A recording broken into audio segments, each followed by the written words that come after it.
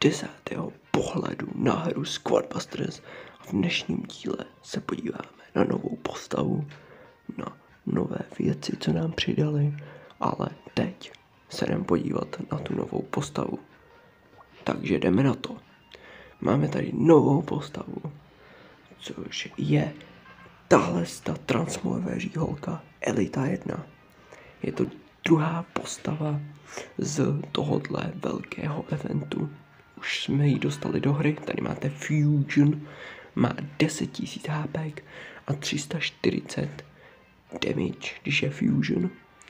A bez Fusionu má 170 až 4000 HP, což není moc. Ale je to docela dobrá postava. Taky jsem se odemkl nový skin na tohohle z toho týpečka, na Mortise. Takhle vypadá klasicky, takhle vypadá úplně krásně. Tenhle skin se mi mega líbí, ale mega. A pak jsme trochu levelil, trochu otevíral věci. Máme taky tady tu novou část s tou elitou. Máme tady ten mod Ultron, kterou jste viděli asi v minulém díle. Máme tady nějaké free věci. Teďka už můžete zase kupovat tu měnu. A v dnešním pohledu se podíváme na další postavu, což je Archer.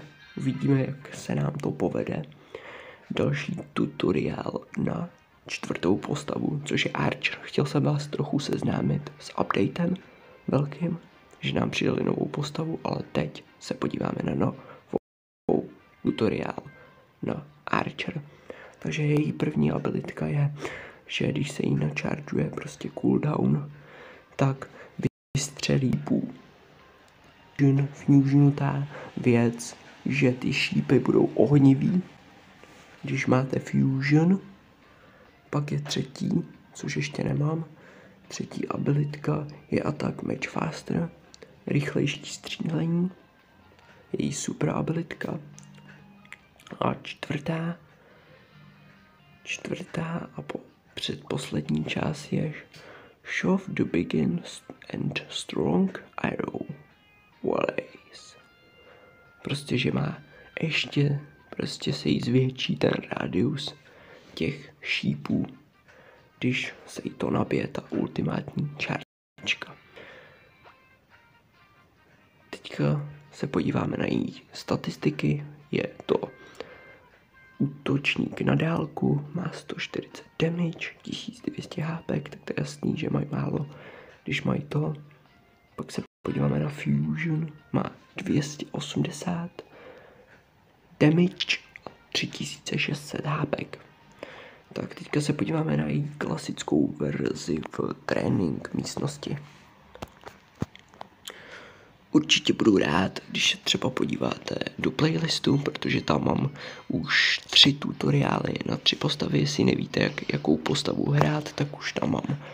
Mám tam Elite Barbariana, Mavis, Shelly a teďka tady máme naší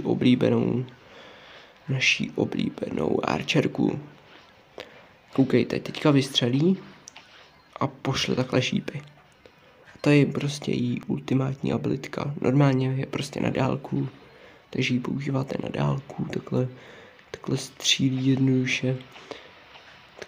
jednoduše na dálku, nemusí vůbec chodit blízko, je to prostě dálková postava,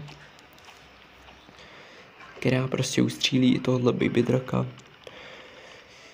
Teďka si najdem tohle.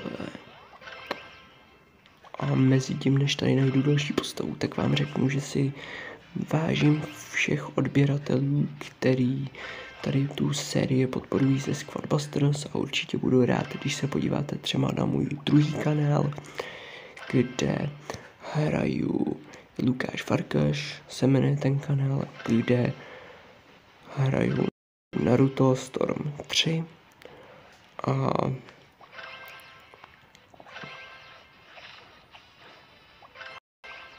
určitě budu rád, když se podíváte třeba i na můj jiný playlist. Já to tady nebudu okecávat. Když vezmete 2 archerky, tak je to skoro stejný. Máte prostě 2 archerky, obě 2 střílejí.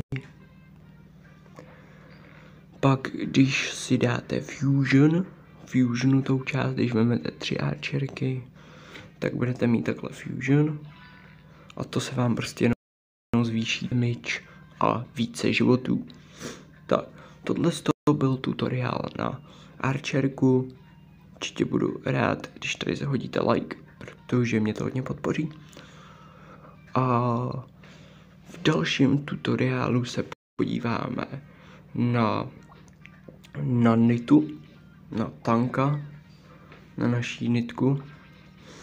Ukážeme si tutoriál na tuhle postavu. A ještě bych chtěl říct k této postavě archerce, že tahle postava je nová.